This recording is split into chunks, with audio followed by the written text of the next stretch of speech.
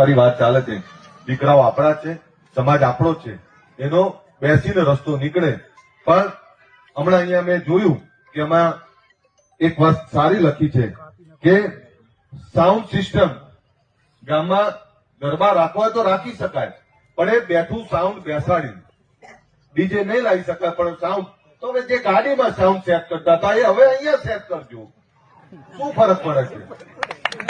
આમાં તો sound system હોય કે આપણે એનો અર્થ એ થયો કે એક જ જગ્યા ઉપર રહીને જે બગાડીને મનોરંજનના નાના મોટા કાર્યક્રમો એમના ટેન્ટના રોલા થ્રુ થતા હોય તો એમાં સમાજને વાંધો નથી.